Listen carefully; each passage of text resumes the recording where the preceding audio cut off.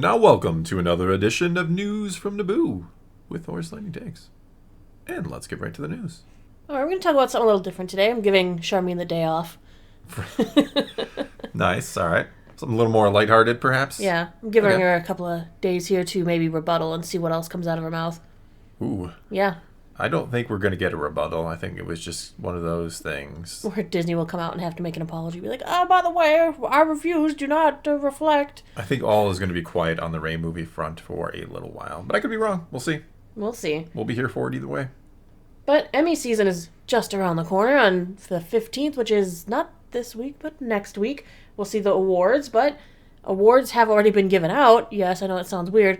To some of the categories that don't make it to the actual live broadcast of the Emmys, because or else it would be too long. I see. They're not good enough for television.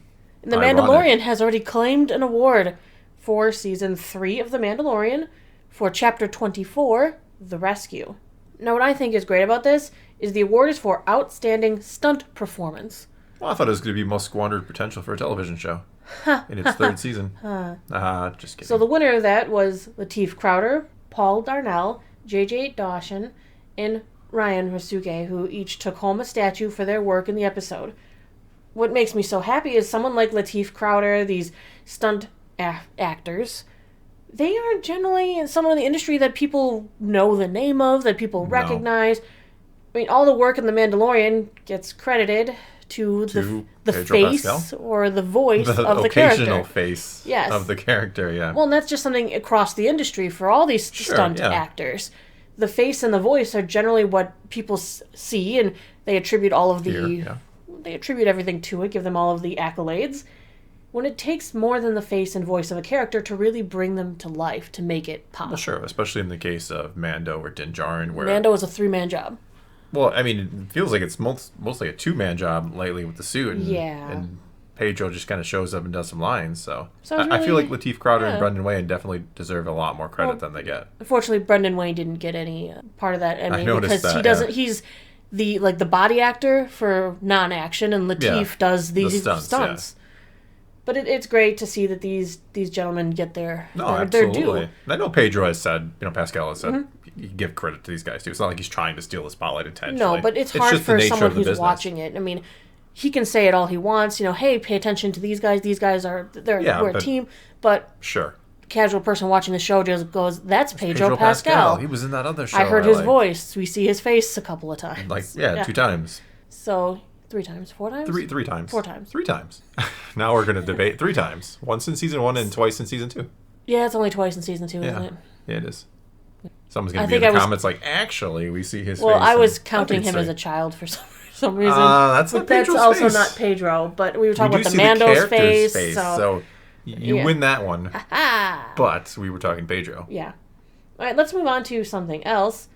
Eman Esfandi, he talked with the Hollywood Reporter, kind of talking about what he expects out of his future in Star Wars, as well as playing Ezra, of course, in Ahsoka.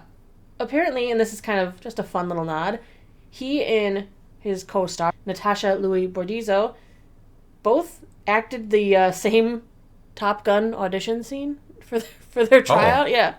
They walk in, you're given a scene to try, and he says it was the exact same scene that Natasha had. It was the same scene from Top Gun, but I'd never seen Top Gun, so I didn't know what that scene was from at the time. I just knew they were dummy sides. Top Gun? What have you been doing with your life? Once it was announced that Ahsoka was going into the casting and characters like Ezra were going to be introduced in live action, Eman said he got very excited and he was interested before casting even really hit home. He fan casted even before, I think, so. Yeah. He said, I emailed my agent and manager 6 months prior to my audition. It was like, hey, when they cast for Ezra Bridger, I'm going to play him. So use these pictures. And then 6 months later, they were like, hey. The ones like the fans made online. Like, it's AI.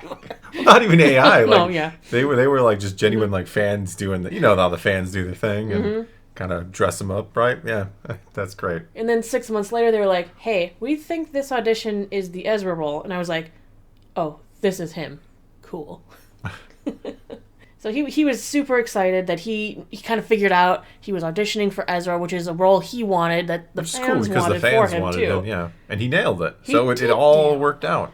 He said he treated Ezra like a public figure, like he was playing a biopic, read about his family, his parents, his upbringing, his master. He read everything about Ezra, watched his other surroundings, but he didn't want to watch actual young Ezra because he didn't want that voice to get locked into his head and his throat. He didn't want it to get too hokey about trying to copy a certain physicality and mannerisms that are technically from an animated show. Sure. Well, yeah, his character should have grown and changed, so if he's playing him exactly like the 10 years ago version, it's a little weird. Yeah. Kind of went on to say that Ezra's levity was really charming, and he shied away from being silly and goofy for the first time because there's a stigma. But Ezra is super silly and goofy, and it was so light and charming. It's a hopeful energy that he has, and it relieved all that from me. I was like, oh no, I can totally let that side out, and it'll be really fun. So it's much more fun to be light and optimistic and carefree, and I'd say it was the most enjoyable thing about Ezra that was actable. It's opened up in my own existence, which has really been nice. Yeah, I think he captured Ezra's energy, even without having seen young Ezra or watched Rebels, allegedly here. Yes. I'm sure he's gone back and watched it. I hope so, at least after the performance. I imagine he's watched bits and pieces that Dave said, hey, I need you to watch this, I need you to watch. Fair point. I'm sure he didn't watch... If he didn't watch the shows, I'm sure he's seen at least something. I'm sure Dave directed them at least to specifics to say, I need you to look at this. It'd be difficult to know he wanted to be Ezra without having seen Ezra at all, right? Mm-hmm. So. I agree with that. So maybe he's seen Rebels but hadn't really studied it. No, because we've all seen Rebels, well, not all of us, but you know what I mean? I've watched Rebels, but that doesn't mean I would be able to mimic Ezra out of memory right now. What, you can't? No. Interestingly, he talked about the missing scene, as we like to put it, that was missing from Ahsoka. The one where Sabine and Ezra talk about... Really? He referenced it? He all right. did. Now I'm curious. Now you got my attention. What he thinks would happen when he was told of what Sabine did. He said, and I kind of agree, I think he'll forgive her. Sure. I don't disagree. He'll understand what it would have felt like in her position, especially after hearing about her family on Mandalore and how everyone that she cared for was gone. So I think it'll resonate. He was a kid on his own for a really long time until he was found. He did stuff that he doesn't necessarily regret, but wishes he hadn't done. He followed the dark side of the Force. He went with Darth Maul and opened a Sith holocron at a Sith temple. He did a lot of things to try and help and try to get things for his family and the people he loved and the planet he loved. So he's not a stranger to following your intuition in a way that maybe isn't for the best, but feels mostly satisfying. Either way, I'm sure he'll have some sort of feeling that it played out for the way it was meant to. So even though her actions seemed counterintuitive and work against everything Ezra sacrificed himself for, he has such a good connection to the Force that he would understand it was meant to be. I agree for the most part. I think Ezra's character would probably be the thing is, that's still... Why you want to see that is because that adds something to both characters, right? Because then you can actually see a link. Instead of just telling us after the fact, look how similar these characters are. And look what Ezra, how he, cared about his family and he's done things. He probably would have made the same quote-unquote mistake. But not everybody knows this past of Ezra Bridger, and that's why it would have been important to show the scene on screen where they could have had this conversation where he could remind or tell the new viewers about what happened with his family, about him going to the dark side. Not everybody knows that. This deeper character stuff, this, substance is what the show was missing, in my opinion. Mm-hmm. We didn't get anything that was really like, I can understand and relate to these characters. It's missing, and this was a scene where you could have done a lot, and you did nothing, because you avoided it. Esfandi does believe that Ezra will have a role to play in the coming years, even though Season 2 has not been announced. He does include himself thinking about the potential of Season 2 as well as the film. Yeah. For all we know, maybe Dave's already talked about him being in the film in some capacity. Anybody who signed up for the Mandoverse at this point is no doubt obligated to do that movie if requested. He says, I think I'll be very involved. From everything I've learned about Star Wars and what's canon at the moment and the way Dave and everyone seems to be writing and moving forward, I think Ezra plays a very pivotal role, which is exciting. As a human, you're like, I get to act, I get to do the thing I like, I'll have a job. But story-wise, it feels correct. It feels like, they should use him. He'd be a really good person to use for this or for that. After the announcement of the movie and potential of Ahsoka Season 2, I actually don't know if I do a second season, I'll be happy. If we also do a movie, I'll be so happy. And I would never need more than that. I'm like Harrison Ford in that way, where I don't need Ezra's story to just live forever. Yeah, certainly Harrison Ford didn't want Han to live forever. Well, he's saying I don't need to be involved in every single project after that. After my story is done, I could be done. Is that an inadvertent shot fired at Ahsoka, who is now like a part of every story?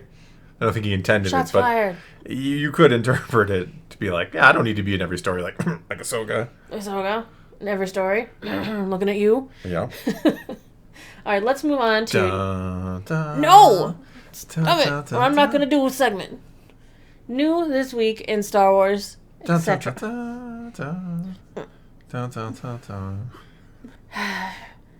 Tuesday, we have the release of Marvel's Echo on Disney+.